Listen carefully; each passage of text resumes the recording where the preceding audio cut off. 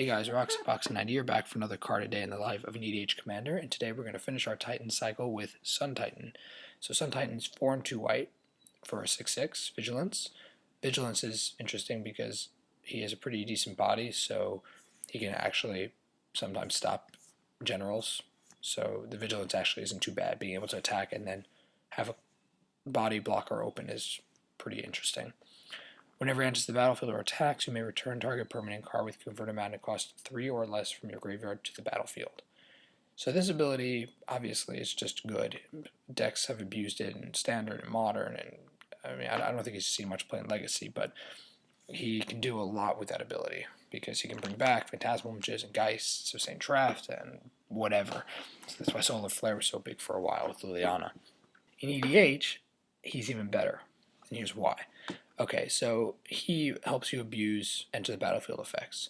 So if you have utility cards that are 3 or less that have enter the battlefield effects, like Eternal Witness, for example, where Eternal Witness, whenever she comes into play, puts a card back from your graveyard into your hand. So if you use her, she dies, Sun Titan brings her back. And you can do this on a gazillion different utility cards.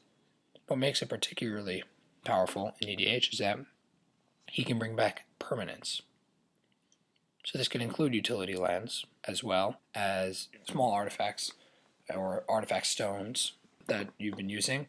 But the utility lands makes him really cool because you can use a fetch land, get your land you need, and then with him around, if you have nothing else that you'd want, you can bring the lands back.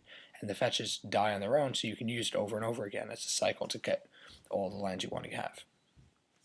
I use him a lot for that. So being able to constantly abuse your smaller stuff is great. He's essentially walking card advantage because whatever you've used that's dead suddenly becomes a viable reuse option if it's converted mana cost 3 or less, of which in EDH there are quite a few cards that you want to reuse that are utility and lands and artifacts and whatever. So he's very, very good that way. So he's a monster card. I would recommend him. I mean, obviously ETB decks get the most benefit out of him because he's a walking get me stuff back into the battlefield to use again and again and again. So he's an abusive card in some ways, but he's really good in any deck that runs white because he lets you get back anything, any utility card that's 3 or less. So that is a constant card advantage. Even if he hits play and then you attack once, that's already, you've gotten 2 cards back.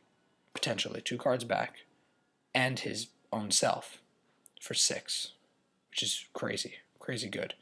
And if you have him on the field longer, then he's just even better.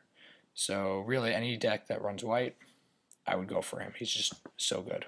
There's nothing else to say, really. Anyway, guys, thanks for watching. Please check out my channel sponsors below. Keep in mind for the duration of May, if you order from ABU Games, $25 or more, and put the code word RUX90 restored in the comment section of your order, you'll get a free gift, so definitely take advantage of that while you can.